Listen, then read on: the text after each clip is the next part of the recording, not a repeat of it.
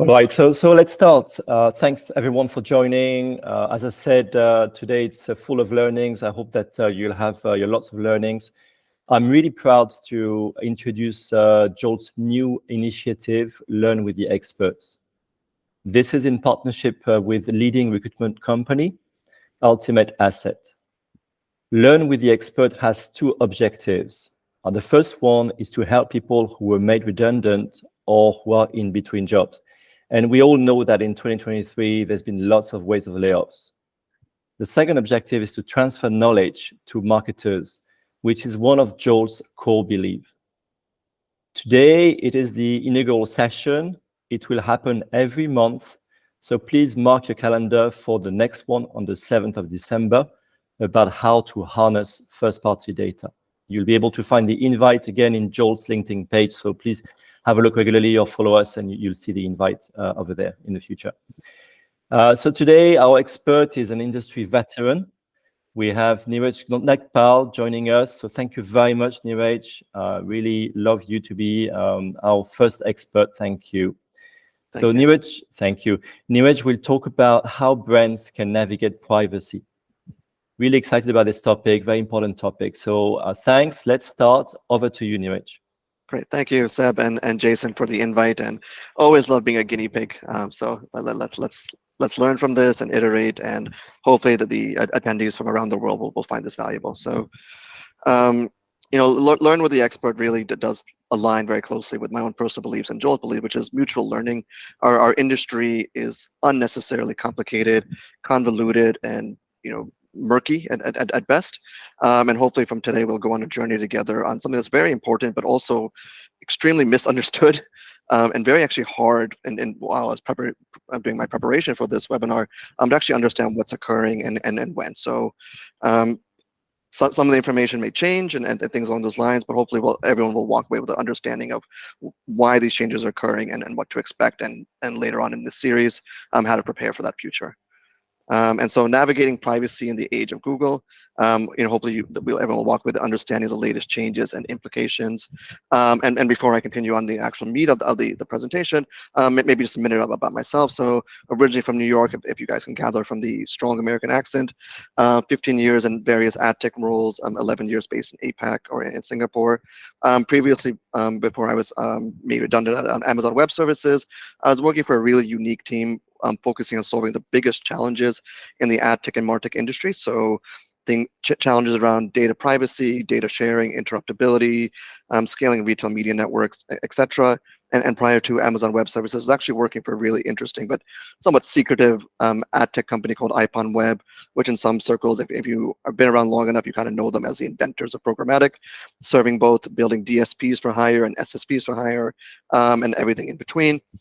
And then lastly, as a short disclaimer, I've never worked for Google, and the information that I'm sharing is very much based off podcasts, blog posts, developer blog posts, white papers that they've put in that are very hard to find, and self-serving course. If anyone's interested in learning more or working together, my LinkedIn details are below, but I'm available for contract work globally, and I'm a Singapore PR. So thank you again for Jolt and Ultimate Asset for giving me the opportunity to talk about this really interesting subject.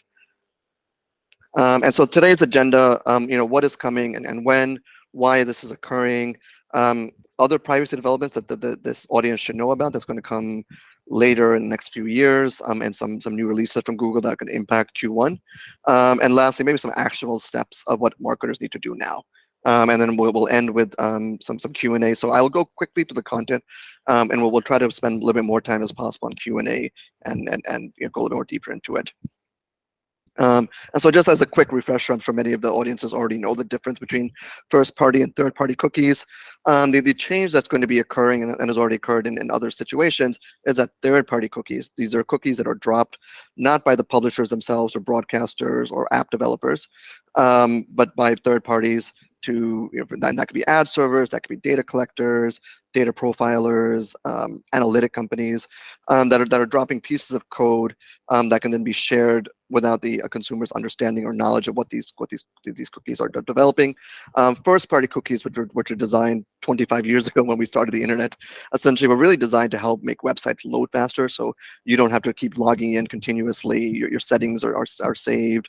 The publisher knows a little bit about you, but that's morphed into this big beast of, you go to any website today, there might be 20 to 25, 50, depending on the website, different companies that are collecting that you're going to that website.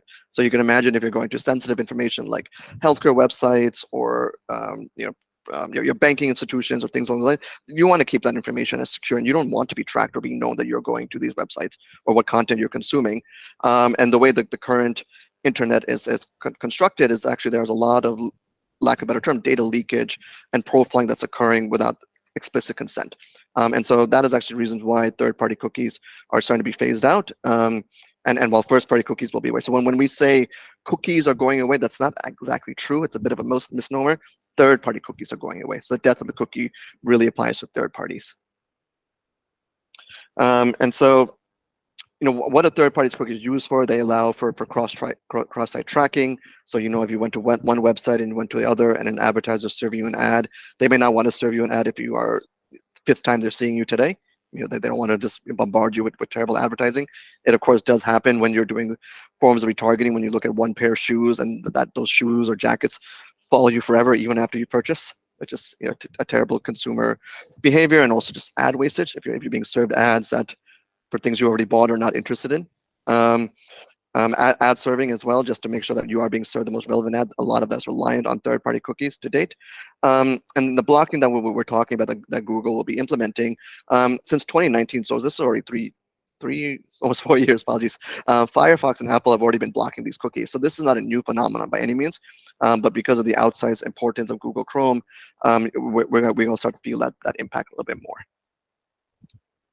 So the why and when, and what you'll see from these various two diagrams is that actually this is supposed to occur, in July 2022 in the midst of COVID and the various lockdowns, and Google essentially said that they needed to wait another 2 years to give the ad tech, martech, advertising industries, the various principals, a chance to get ready for this phase out to occur. So it is meant to happen. Hopefully by July 2024, and I'll get to reason why that may or may not happen. But essentially, starting in January next year, we're actually going to start seeing a 1% deprecation of third-party cookies in the Chrome browser. And so it is going to happen. I know there's been a lot of missteps and false alarms saying this was supposed to happen 2 or 3 years ago, and that's allowed a lot of the industry to be complacent and sitting on their hands waiting for the next innovation or next silver bullet to occur. But this will happen. It's just a matter now of when versus when. And so why is this occurring? The contrarian in me sometimes sees this as if you just follow the money in our ad tech and martech industry, privacy is vogue, and it's very profitable to have that position to say that you're privacy centric. So if you look at what Apple is doing and their branding, their profiling is all around privacy, and their app store and all of that, it does a very good job of policing to make sure that things like fingerprinting and data sharing isn't occurring without explicit consent. So when ATT 14 came about, you had to explicitly opt in and say, I want these apps to know something about me and share it. And that was a very poor opt-in rate, I think less than 20% worldwide. It also allows, to be honest, it also allows these gatekeepers who are running ad tech businesses as well, including Google and Apple, to actually have a better sense of truth. So it's actually good for their bottom line in the years to come that this being privacy centric. So it's actually, when I say it's good for business. In 2021, Google made a binding commitment to the UK Competition and Markets Authority, which is, if you like our acronyms, called the CMA, to delay the deprecation until a viable alternative is ready. And what that means is, what the word viable means is very subjective. And I'll get to the next slide what the implications are. The Privacy Sandbox, as it is, has been in testing now for 2 years. And as I previously mentioned, starting in January next year, 1% of Chrome traffic worldwide will start blocking third-party cookies. With the goal to, in the second half of 2024, blocking all third-party cookies moving forward. And this is where it gets a bit complicated, that there actually might be delays in this timeline. So as of even on the November 12th of a few weeks ago, right, it's still a bit open-ended of what that actually means and why and what the process will be like. But essentially, if I move to the next slide, once the CMA authorities, after January 1st, after 6 months of that first initial 1% rollout of killing third-party cookies, they will have an evaluation and say, all right, there's enough adoption for Privacy Sandbox. It is fair to the wider ecosystem. There's no harm. There's enough adoption. Enough of the ad tech, martech, and publishers and advertisers have said this is a viable solution. They will then give a final saying, okay, we are ready for Google to deprecate all of third-party cookies. And then that will be somewhere between a 60 to 120-day process.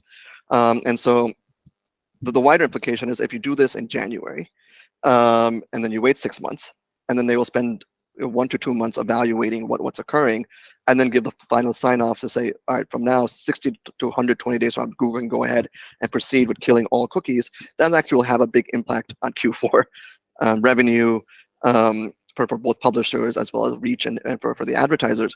So while the goal is for this to be done by and then fully deprecated by end of next year, there's hints and a lot of belief from other experts that this might be pushed off till the full deprecation might be happening in 2025. So stay tuned. Literally, as of even just yesterday, there were articles in ad exchangers pointing to this moving timeline, but the change will happen in starting January. The final killing off or discontinuation to be determined, but end of next year, if not early next year, at the current rate. And so just understanding that the global impact of what's occurring, nearly 30% of third-party cookies are already blocked by Safari and Firefox and Edge, Microsoft Edge. So this has already happened. It's just now that because in APAC, 73% of browsers are using Chrome, and about almost 60% in EMEA are using Chrome, you're actually going to start feeling the implications of frequency capping no longer working, measurement being broken, audience profiling is no longer existing in its current form. There's going to be just an additional level of uncertainty on what's going to occur next. But almost 30, and if you believe some of the figures, almost 50% of the internet already is blocking third-party cookies. So marketers have already, whether they're aware of it or not, are already living in a very blinded environment. This is just going to accelerate that blindness and accelerate the need for alternatives to emerge. And so this is some of the challenges where I see, and everyone sees, that what marketers will face, which is you're targeting using data from third-party sources for highly niche segments is not going to be available. The importance of first-party data from marketers and contextual targeting from publishers is going to increase. So both of those things should become more important if they're not already. The modeling we use for mixed media modeling or an attribution and frequency capping is also going to be impacted or flawed. Again, already 30% of the internet's kind of blind to marketers. This is just going to be the rest of the pie. Essentially, is going to have challenges in these areas of wastage, attribution, measurement, knowing where your dollars are going and if they're really working for you. So marketers really need to start working with their agencies on what the alternative solutions are going to be. And then really the expectation from a consumer standpoint that I don't want 50 ad tech companies that I've never heard of knowing my personal business, whether it's fully anonymized, pseudonymous, or just afterthought, maybe useless information, knowing I'm male or female. Everything moving forward, and the expectation is that you need an explicit consent for audiences for data collection and targeting. And so what exactly is the Privacy Sandbox project? And the definitions for this kind of vary, but essentially the way I would like everyone to think about this is not one single solution by any means. It's called a project in some of the documentation because it is in some ways it's meant to be open source and collaborative with the wider advertising marketing industry, where Google sits on various legislative bodies, working very closely with the CMA to engineer what's coming next, with the idea that for the past 2 years, various ad tech and martech companies have been experimenting with this. The reality is that maybe less than 15 companies worldwide have been playing around with the Sandbox project, but the idea is that come January 1st, when 1% of the traffic is going to start being discontinued, it's going to accelerate adoption. And so what exactly is going to occur?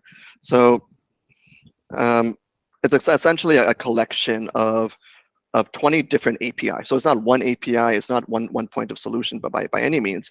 It's different APIs to replicate what you could do with third-party cookies. And so essentially what will occur is that different APIs and methodologies will help try to preserve the balance between tracking and user privacy, and while making sure that the consumer's trust is not being wasted, and while advertisers and publishers have enough opportunity to capitalize on their audiences in a fair and balanced way. Now, is that exactly happening? It's very much a to be determined. You might have, in your course of research, might have seen a lot of these previous announcements being called various bird names. So turtle dove, parrot, flock, fledge, etc. A lot of them were bird specific, but as this has become more mature, the Privacy Sandbox names and the APIs actually have a little bit more explicit on what is going to be, what these APIs do for both all the parties. And one thing to note for those in Europe, inside the Chrome browser itself, it is an opt-in for this to occur. So you'll notice when as this rolls out in various new versions of the Chrome browser, you'll be prompted to opt in to enable the Privacy Sandbox, and you can control the various settings of which parts you want to, which APIs you want toggled on or off, and your various segmentation that's going to occur. It'll be opt out for the rest of the world if you want to if you don't want the Chrome browser to start collecting data anonymously and doing that segmentation or measurement or frequency capping. And so what are some of the key, and again, there's 20 APIs to know. And so the most important is one that we're going to be moving forward, being known as topics. And this one was formerly known as Flock, or Federated Learning of Cohorts. So topics is a slightly different methodology of doing audience segmentation, but essentially when a person is visiting a site, the browser is doing a classification about once a week against that user of putting it in a different topic. And so there's 469 different topics, and the taxonomy is shared in the link below, and we'll circulate this PowerPoint. But the whole point is that Chrome doesn't want very sensitive categories to be profileable. So my race, my sexual orientation, my religion, maybe my income, even it really is very broad, to preserve that balance between audience targeting versus extremes profiling, where you can target me by my location and number of children I have. Like we've gone too far down the path of over segmentation in our industry. So topics is the new API that is accessible now. Secondly, you have protected audiences API, which is funny enough known PAAPI. So that's for now the acronym that is being used, whether it sticks or not. This was formerly known as FLEDGE, which essentially allows for that type of use of your first party data, as well as to doing a level of remarketing and frequency capping across ad slots. So essentially what is occurring, and within the Chrome browser, the RTB requests are actually occurring inside the browser, which then allows for frequency capping to say this person has already been exposed or already in this topic. Don't bid on this person anymore. Some of the caveats as well is that if a person is using a different browser, then PAAPI won't, protected audiences won't work. If they're using Chrome, the Chrome browser on their Apple device, it also won't work. And so you're still going to be operating in a very blind environment in terms of doing full remarketing as we're used to, as well as frequency capping. And then lastly, attribution reporting and API. Where marketers are used to relying on advertising ID to know their effectiveness of their advertising. This new API is meant to replace that with measurement with some privacy, again, at the heart of it. But again, it has the same limitations as PAAPI, where if someone is a user is not using Chrome, if they're using Chrome on Apple, these APIs are just not relevant. So again, attribution, reporting, frequency capping, while you will get some level of information for this audiences, if they're going outside that environment or using a different mobile operating system, it just won't work. So again, just be well aware of some of the limitations that are built in. The other APIs to know, I mean, the kind of the names are self-explanatory, but and again, a lot of this information, literally, this article just came out like 6 weeks ago, in October.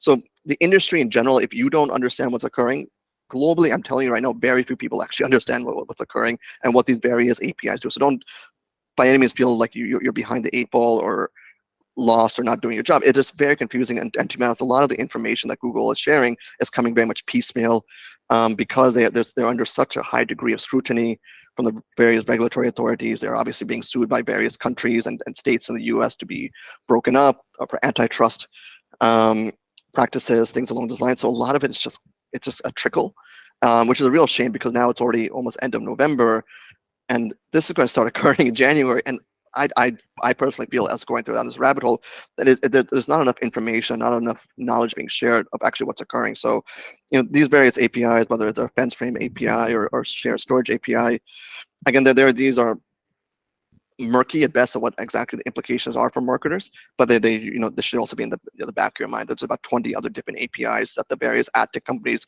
can start experimenting with, building around, and again, are designed for different purposes to prevent overall maintaining that balance between data and privacy. And then blocking third-party cookies is just step one of some of the bigger changes that Google will be doing. So while other companies are already blocking IP addresses, this was just announced again on October 24th. In the US, Google will start blocking IP addresses for Google properties. So, YouTube, as well as other properties that they own, will start blocking IP addresses for targeting. So that has a big impact on some CTV advertising, which relies on using your mobile web data and profiling to then link back to a more advantageous big screen experience. So if I'm known as a dog owner, which I'm not on my mobile phone, from some third party, and they have my IP address, and that IP address is static to my home because my home doesn't change very often, then when I'm on my CTV device, I'm actually, that signal could be tied back together and saying this is also not just an anonymous user. This IP address is tied back to a dog, a pet owner, and it's worth showing a pet ad. So those IP addresses are starting to be blocked. Or will be blocked moving forward, at least in the US, but expect that globally, if you're relying on IP addresses through your third-party vendors and partners, that is going to be a signal that's also going to be lost very soon. So just be aware of that as well. So not just cookies, but down the line IP addresses. And then Google is also releasing, this was again announced last week or a couple weeks ago, a new product to make it easier for marketers to upload your first-party data from various CRM systems, whether it's a Salesforce or Lytics or various CDPs that you may have. This is not the same thing as Google's Ads Data Hub. I know it's very, very confusing to have a product called Google Ads Data Manager and then a cloud solution for measurement activation, also called Google Ads Data Hub. It's try to get your head around it.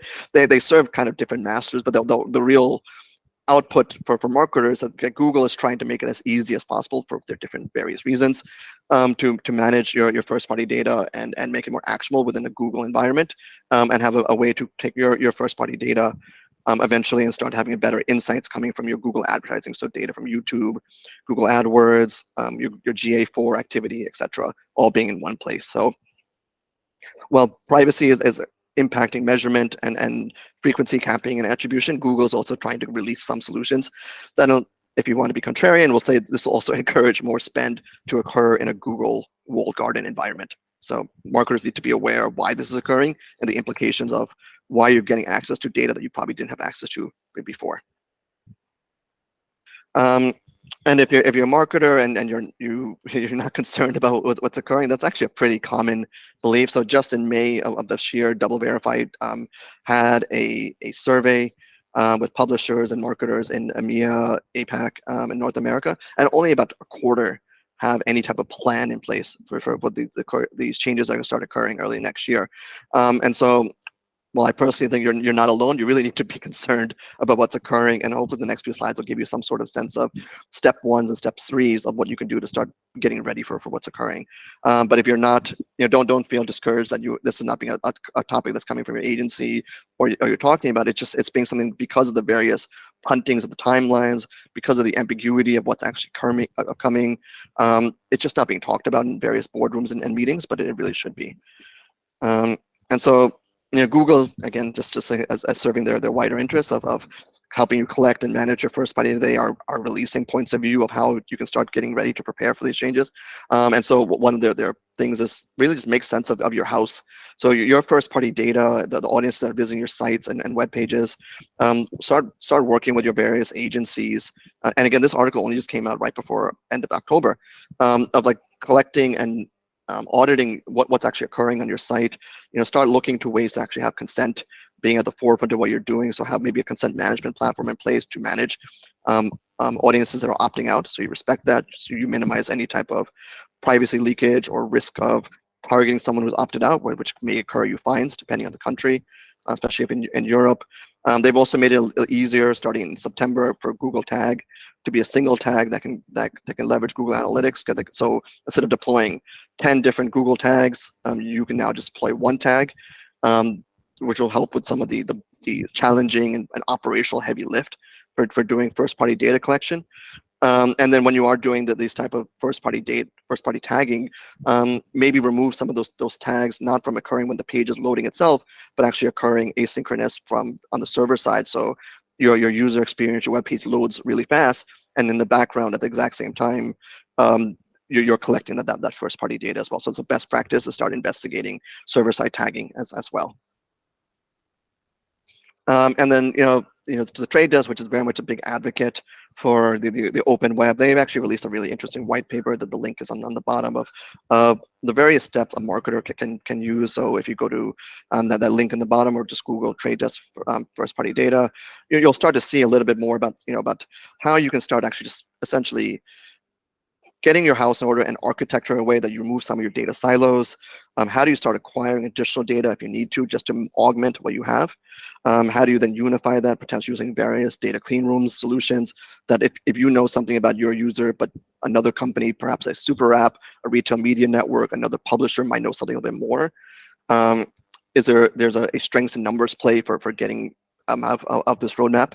And then when you do know something or better profiling of a user, how do you then actually make sure that when you are speaking with them in your various channels, be it email, out of home, CTV, standard display or video or audio, that you're actually messaging them appropriately, and then you learn again what's actually occurring, and then you have a flywheel that you actually then say, all right, these users actually went to a physical store, I have them tied up to an email address. This email address is tied up to another company's email address. It's the same email address. They know that they're actually a high net individual. Let's start changing our messaging again. So you actually have to start playing a bit of detective and filling in the blanks of your customer experience retention models. But that actually will actually make that you have a better relationship in the long run with your consumers, instead of just relying on data brokers, third parties, stale data that might not be real or accurate. Oftentimes, even simple things like male, female, 50 to 70% of the time is wrong. So you are now being, as marketers and agencies, being tasked with actually doing a better job of getting us a source of truth, and doing a better job of activation as well. So I would encourage everyone, as a consequence for today, to check out this roadmap. And there's a few others, of course, across from other platforms as well. And then in terms of what else marketers should think about, again, and I'm sure Manish will in his presentation in a few weeks, we'll talk a little bit more about CDPs and first-party data platforms. But essentially, CDPs are third-party technologies. Your customer data platform is what CDPs stand for, that marketers and publishers can implement to just be a repository of identity across different silos. They're in some ways a more mature data management platform, and data management platforms are more reliant on third-party cookies. So this is more of an evolution for that. CDPs are incredibly complex and expensive at times to implement. So this is why my personal belief when I was doing consulting in this area is really make sure that you know what you want to use a CDP for. Just don't start having 2 or 3 of these platforms in place and not speak with your IT departments, don't speak with your marketing departments, don't speak with your compliance teams. Like, everyone needs a seat at the table on this CDP evaluation, and it's very complex, but it's very critical to get it right. Once you start getting your data in place from various silos and sources, that's when you get a little bit more mature and start using data clean rooms for data sharing, start filling in the gap for audience measurement, get better insights, actually understand if someone's purchasing, so media outcomes. If you really want to be forward thinking on your retailer, maybe you can start doing some monetization as well. And the point of data clean rooms is data essentially should stay where it is. When you are sharing it with a second party, there's protections in place, be it data is being pushed either to a neutral location, or if you're using a cloud solution, data is probably staying where it is. So within AWS, your various different AWS accounts, and you're just being able to query that at rest with various protections in place. And data clean rooms is going to become even more important. It is a very complicated topic, and it's really important that you nail the use cases before you go down that experimental phase. But as these cookies start to go away, there's going to be different flavors of data clean rooms, and some are right for some use cases, and some are right for some and other industries. And so, tread carefully, but start experimenting as well.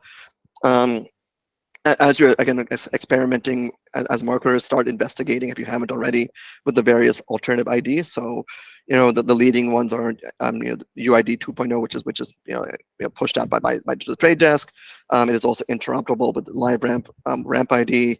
There's ID5, and there's about 15 plus different ones.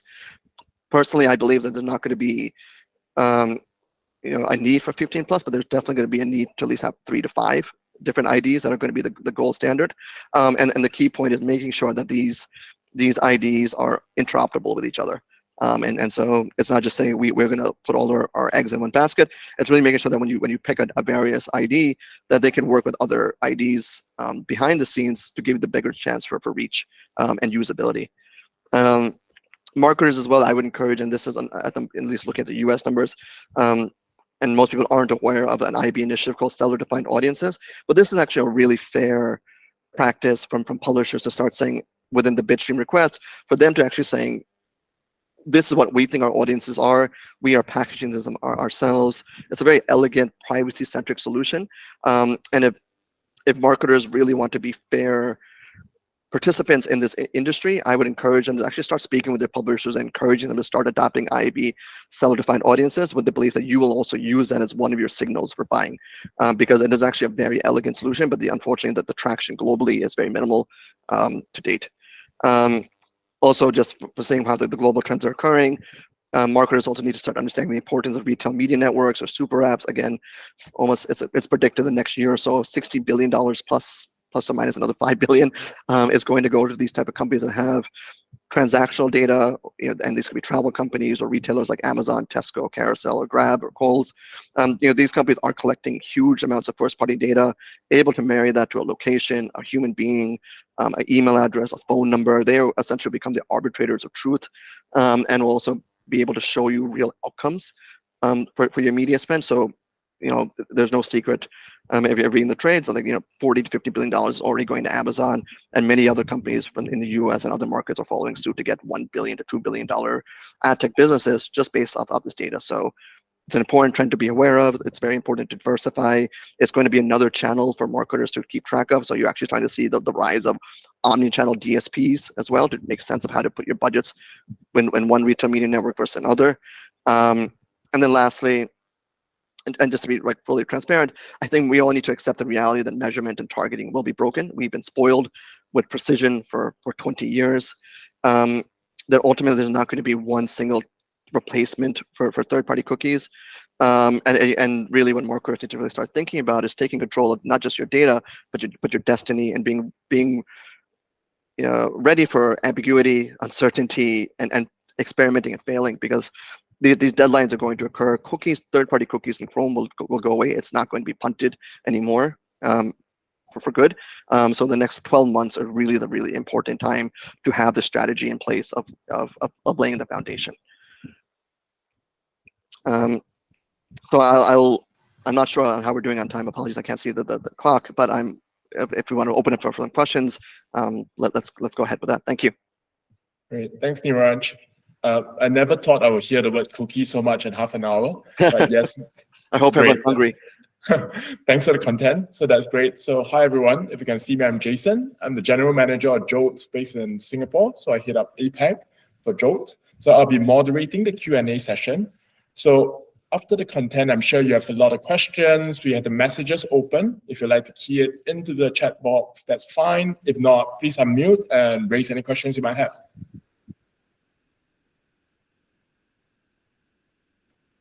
Okay, well, everyone is thinking, maybe I'll start. Maybe I'll kick it off. So Niraj, who will benefit the most from all these privacy changes that we see across the board?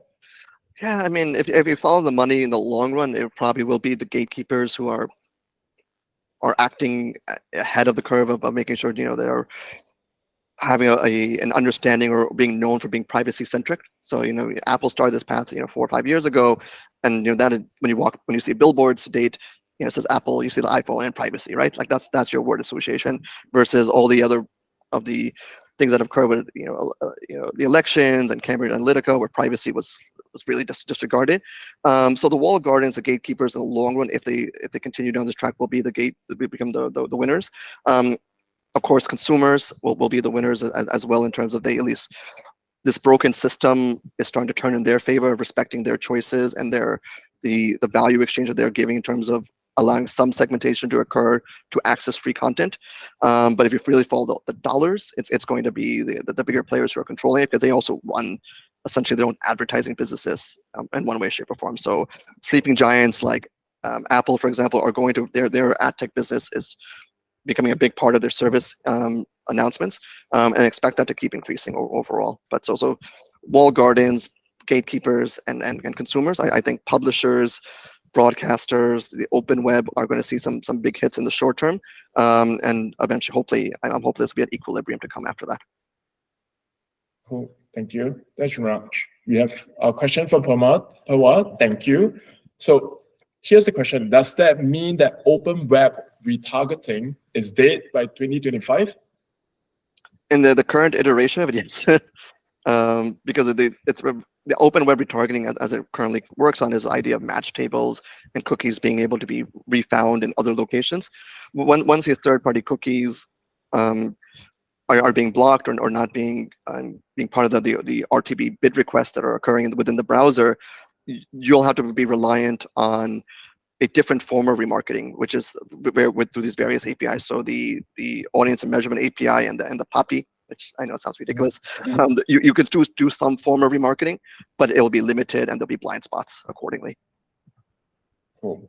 So as an agency or as a marketer, right, what's the best way that I can start to prepare for this process, this semi-doomsday scenario? Well, yeah, doomsday is not. I mean, we've had 3 years to think about it. It's really just understanding and leaning into the pain. Right, like working with your marketers and saying, hey, this is going to occur. Can we work with you on your first-party data strategy? Can we start providing services to help you collect your first-party data? Can we be part of your evaluation for your CDP, so you're not making the decisions in silos? And we can provide a point of view on CAPs that have better connectors for media activation versus just profiling. I think that's where the role of the agency is going to be, is that trusted advisor on technology decisions versus just buying media and just dropping codes. It's really more of a long-term marriage, because agencies are going to become even more important to navigate these changes. It's just too complex to go alone. Cool.